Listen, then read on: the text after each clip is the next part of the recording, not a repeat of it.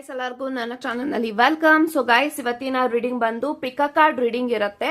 ಈ ಒಂದು pick card reading ಯಾರಿಗೆ ರೆಸೊನೇಟ್ ಆಗುತ್ತೆ ಅಂದ್ರೆ ಯಾರೆಲ್ಲ ಸಪರೇಷನ್ ಅಲ್ಲಿ ಇದ್ರಾ, ಬ್ರೇಕಪ್ ಸಿಚುಯೇಷನ್ ಅಲ್ಲಿ ಇದ್ರಾ, ಲಾಂಗ್ ಡಿಸ್ಟೆನ್ಸ್ ಅಲ್ಲಿ ಇದ್ರಾ, ಈ ಆಲ್ರೆಡಿ ನಿಮ್ಮ ವ್ಯಕ್ತಿ ಜೊತೆ ರಿಲೇಶನ್ಶಿಪ್ ಬ್ರೇಕಪ್ ಆಗಿದೆ ಅಂತ ಹೇಳೋರು ಈ ಒಂದು ರೀಡಿಂಗ್ ನ ನೀವು ನೋಡ್ಕೊಂಡ್ರೆ ಡೆಫಿನೆಟ್ಲಿ ನಿಮಗೆ ರೆಸೊನೇಟ್ ಆಗುತ್ತೆ.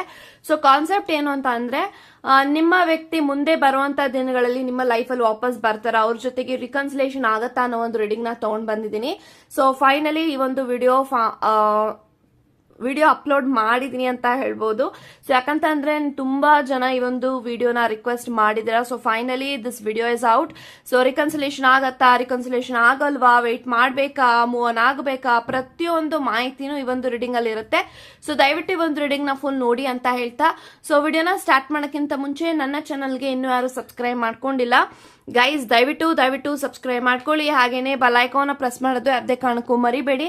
ಅಂಡ್ ಈ ಒಂದು ರೀಡಿಂಗ್ ಟೈಮ್ಲೆಸ್ ರೀಡಿಂಗ್ ಆಗಿರುತ್ತೆ ಅಂತ ಹೇಳ್ತಾ ಇಲ್ಲಿ ನಾನು 2 ಟವರ್ ಕ್ರಿಸ್ಟಲ್ಸ್ ನ ಕೊಟ್ಟಿದ್ದೀನಿ. ಸೊ ಫಸ್ಟ್ ಕ್ರಿಸ್ಟಲ್ ಬಂದು it's a tiger I and second crystal ಬಂದು ಲ್ಯಾಪಿಸ್ ಲಜೋಲಿ. ಇವೆರಡು ಕ್ರಿಸ್ಟಲ್ ಅಲ್ಲಿ ಯಾವ ಕ್ರಿಸ್ಟಲ್ ನಿಮ್ಗೆ ಅಟ್ರಾಕ್ಟ್ ಆಗುತ್ತೋ ಆ ಕ್ರಿಸ್ಟಲ್ ನ ನೀವು ಚೂಸ್ ಮಾಡ್ಕೊಳ್ಳಿ.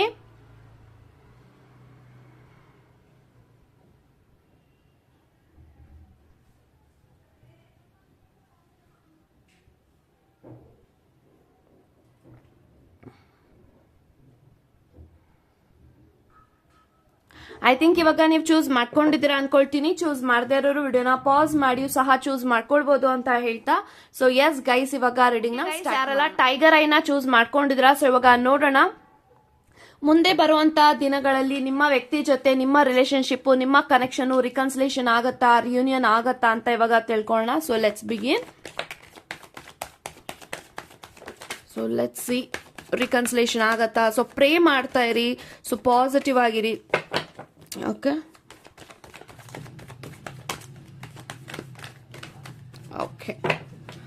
So bottom of the card page of cups ಇದೆ. So guys ಯಾರೆಲ್ಲ ಫಸ್ಟ್ ಪೈಲ್ ನ ಇಲ್ಲಿ ಚೂಸ್ ಮಾಡಿದ್ರ we have page of cups, 10 of wands, 5 of cups, empress, ಅದ್ರ ಜೊತೆಗೆ we have ace of wands, ಅದ್ರ ಜೊತೆಗೆ knight of source.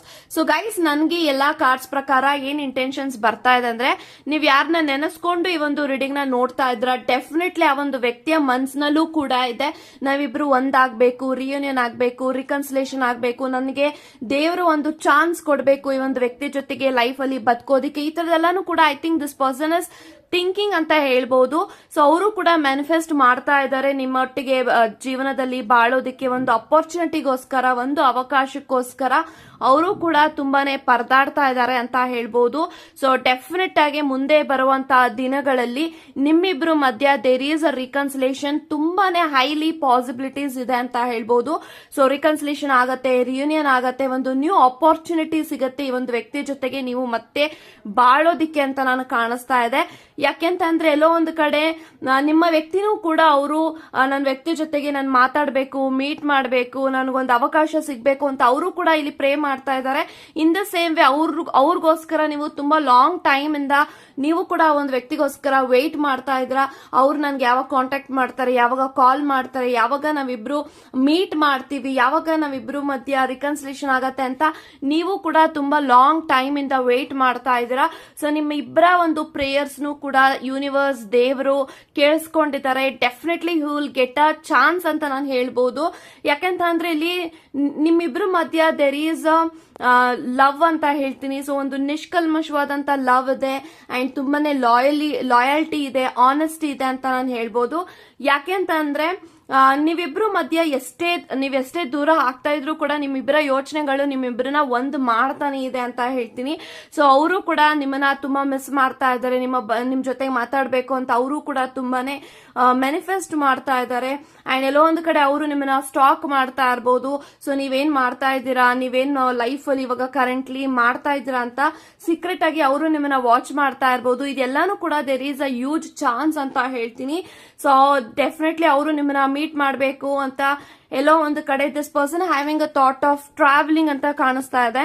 Night of source ಇದೆ, ಅವರು ನಿಮ್ಮ ಜೊತೆಗೆ ಟ್ರಾವೆಲ್ ಮಾಡಬೇಕು ಅಂಡ್ ನೀವು ಎಲ್ಲಿದ್ದೀರಾ ಅಲ್ಲಿಗೆ ಬಂದ್ಬಿಟ್ಟು ನಿಮ್ಮನ್ನ ಮೀಟ್ ಮಾಡಬೇಕು, ಆದಷ್ಟು ಬೇಗ ಎಲ್ಲಾನು ಕೂಡ ಸರಿಪಡಿಸ್ಕೊಳ್ಬೇಕು. ಈ ಒಂದು ವ್ಯಕ್ತಿಗೆ ತುಂಬಾನೇ ಯೋಚನೆಗಳಿದೆ ಅಂತ ಹೇಳ್ಬೋದು. ಸೊ ರೈಟ್ ನಾವು ನೀವಿಲ್ದಿರೋಂತ ಲೈಫ್ ಅಲ್ಲಿ ಅವರು ನಿಮ್ಮನ್ನ ಡೆಫಿನೆಟ್ಲಿ ಮಿಸ್ ಮಾಡ್ಕೊಳ್ತಾ, ಡೆಫಿನೆಟ್ಲಿ ಅವರು ನಿಮ್ಮ ಲೈಫ್ ಅಲ್ಲಿ ತುಂಬಾನೇ ತಪ್ಪು ನಿರ್ಧಾರಗಳನ್ನ ತಗೊಂಡಿದ್ದಾರೆ ನಿಮ್ಮ ವಿಚಾರದಲ್ಲಿ.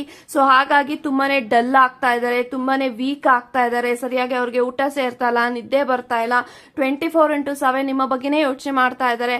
They are really missing you so much ಅಂತ ಹೇಳ್ಬೋದು.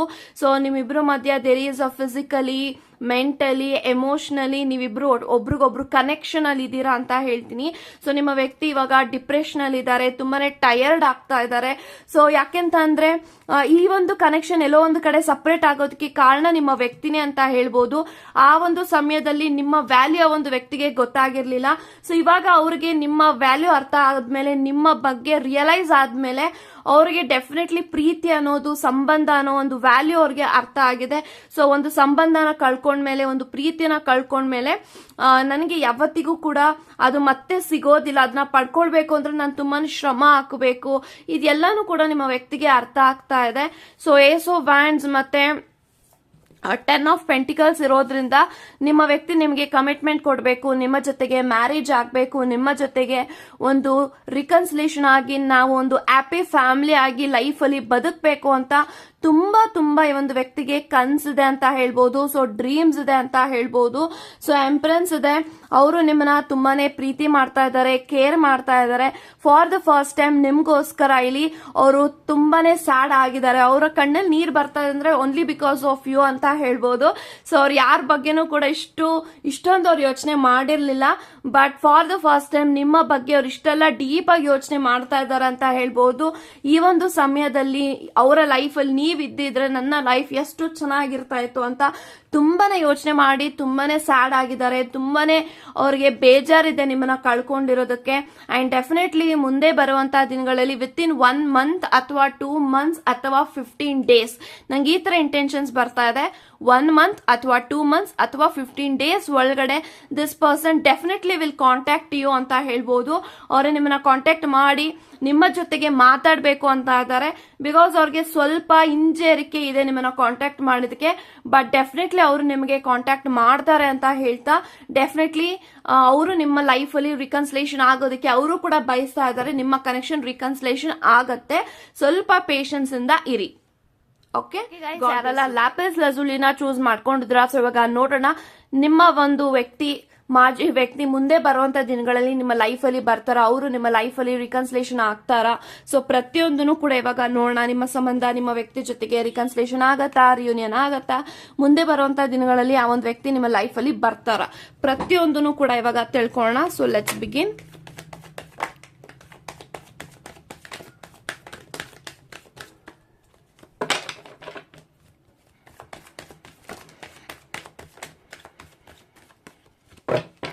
So bottom of the card 2 of swords ಇದೆ. ಸೊ ಗೈಸ್ ಯಾರಲ್ಲ ಸೆಕೆಂಡ್ ಪೈಲ್ ನ ಇಲ್ಲಿ ಚೂಸ್ ಮಾಡಿದ್ರ 2 ಆಫ್ ಸೋರ್ಸ್ ಇದೆ, 10 ಆಫ್ ಸೋರ್ಸ್ ಇದೆ, ಏಸ್ ಆಫ್ ಕಪ್ಸ್ ಇದೆ, okay 6 of swords, temperance and page of pentacles. So guys ನನಗೆ ಎಲ್ಲಾ ಕಾರ್ಡ್ಸ್ ಪ್ರಕಾರ ಏನ್ ಇಂಟೆನ್ಷನ್ಸ್ ಬರ್ತಾ ಇದೆ ಅಂತ ಅಂದ್ರೆ, ಸೊ ಮೇಜರ್ಲಿ ನಾನೇನ್ ಹೇಳ್ಬೋದು ಅಂತ ಅಂದ್ರೆ, ನನಗೆ ಫಸ್ಟ್ ಕಾರ್ಡ್ 2 ಆಫ್ ಸೋರ್ಸ್ ಬಂದಿರೋದ್ರಿಂದ ಎಲ್ಲೋ ಒಂದು ಕಡೆ ನಿಮ್ಮ ವ್ಯಕ್ತಿ ಥರ್ಡ್ ಪಾರ್ಟಿ ಸಿಚುಯೇಷನ್ ಅಲ್ಲಿ ಸ್ಟಕ್ ಆನ್ ಆಗಿದ್ದಾರೆ ಅಂತ ಹೇಳ್ಬೋದು. ಸೊ ಇಲ್ಲಿ ನಿಮ್ಮನ್ನ ಹೊರತುಪಡಿಸಿ ಬೇರೆಯವರ ಒಂದು ಕನೆಕ್ಷನ್ ಅಲ್ಲಿ ನಿಮ್ಮ ವ್ಯಕ್ತಿ ಇರಬಹುದು. ಒಂದು ಸ್ಟಕ್ ಎನರ್ಜಿ ಕಾಣಿಸ್ತಾ ಇದೆ ಅವರ ಲೈಫ್ ಅಲ್ಲಿ. ಇವಾಗ ನಿಮ್ಮ ಬಗ್ಗೆನೂ ಯೋಚನೆ ಮಾಡ್ತಾ ಇದ್ದಾರೆ, ಅದರ ಜೊತೆಗೆ ಥರ್ಡ್ ಪಾರ್ಟಿ ಸಿಚುಯೇಷನ್ ಅಲ್ಲಿ ಯಾರ ಜೊತೆಗೆ ನಿಮ್ಮ ವ್ಯಕ್ತಿ ಕನೆಕ್ಷನ್ ಅಲ್ಲಿ ಇದ್ದಾರೆ ಆ ಒಂದು ವ್ಯಕ್ತಿ ಬಗ್ಗೆನೂ ಯೋಚನೆ ಮಾಡ್ತಾ ಇದ್ದಾರೆ. ಸೊ ನಿಮ್ಮ ವ್ಯಕ್ತಿ ಇವಾಗ ಸದ್ಯಕ್ಕೆ ನಿಮ್ಮ ಬಗ್ಗೆ ಆಕ್ಷನ್ ತಗೊಳ್ಳೋದಿಕ್ ಆಗ್ತಾ ಇಲ್ಲ, ನಿಮ್ಮ ಲೈಫ್ ಅಲ್ಲಿ ವಾಪಸ್ ಬರೋದಿಕ್ ಆಗ್ತಾ ಇಲ್ಲ. ಯಾಕಂತ ಅಂದ್ರೆ ಆ ಒಂದು ವ್ಯಕ್ತಿಗೂ ಕೂಡ ಎಲ್ಲೋ ಒಂದು ಕಡೆ ನಿಮ್ಮ ತರನೇ ಪ್ರಾಮಿಸ್ ಮಾಡಿರ್ಬೋದು, ಲೈಕ್ ನಾನು ನಿನ್ನ ಬಿಟ್ಟೋಗಲ್ಲ, ನಿಂಗೆ ಕಮಿಟ್ಮೆಂಟ್ ಕೊಡ್ತೀನಿ, ಎಲ್ಲೋ ಒಂದು ಕಡೆ ಆ ಒಂದು ಕಮಿಟ್ಮೆಂಟ್ ನ ನಿಮ್ಮ ವ್ಯಕ್ತಿ ಉಳಿಸ್ಕೊಳ್ಳೋದಿಕ್ ಆಗ್ತಾ ಇಲ್ಲ. ಇವಾಗ ಅವರ ಮೇಲೆ ನಿಮ್ಮ ವ್ಯಕ್ತಿಗೆ ಆಸಕ್ತಿ ಕಡಿಮೆ ಆಗ್ತಾ ಇರ್ಬೋದು, ಪ್ರೀತಿ ಕಡಿಮೆ ಆಗ್ತಾ ಇರ್ಬೋದು. ಎಲ್ಲೋ ಒಂದು ಕಡೆ ಇವಾಗ ನಿಮ್ಮ ವ್ಯಕ್ತಿಗೆ ನೀವು ಬೇಕಾಗಿದ್ದೀರಾ. ಸೊ ಇದೆಲ್ಲ ನಿಮ್ಮ ವ್ಯಕ್ತಿಗೆ ಒಂದು ಪ್ರಾಬ್ಲಮ್ಸ್ ಆಗ್ತಾ ಇದೆ. ಯಾಕಂತಂದ್ರೆ ನಿಮ್ಮ ವ್ಯಕ್ತಿ ಸದ್ಯಕ್ಕೆ ಬ್ಲಾಂಕ್ ಆಗ್ತಾ ಇದ್ದಾರೆ, ನಿಮ್ಮ ಬಗ್ಗೆನೂ ಏನು ಆಕ್ಷನ್ ತಗೊಳೋದಿಕ್ ಆಗ್ತಾ ಇಲ್ಲ, ಅಥವಾ ನಿಮಗೋಸ್ಕರ ಆ ಒಂದು ವ್ಯಕ್ತಿನೂ ಕೂಡ ಬಿಟ್ಟು ಬರೋದಿಕ್ ಆಗ್ತಾ ಇಲ್ಲ. ಸೊ ಈ ತರ ಒಂದು ಟ್ರಯಾಂಗಲ್ ಲವ್ ಸ್ಟೋರಿಯಲ್ಲಿ ನಿಮ್ಮ ಒಂದು ಕನೆಕ್ಷನ್ ಬರ್ತಾ ಇದೆ ಅಂತ ಹೇಳ್ಬಹುದು. ಸೊ ಎಲ್ಲೋ ಒಂದು ಕಡೆ ನಿಮ್ಮ ವ್ಯಕ್ತಿ ಯಾರಿಗೂ ಕೂಡ ಚೀಟ್ ಮಾಡಬಾರ್ದು, ಯಾರಿಗೂ ಕೂಡ ನಾನು ಮೋಸ ಮಾಡಬಾರ್ದು, ಈ ತರ ಯೋಚನೆ ಮಾಡ್ತಾ ಇದ್ದಾರೆ.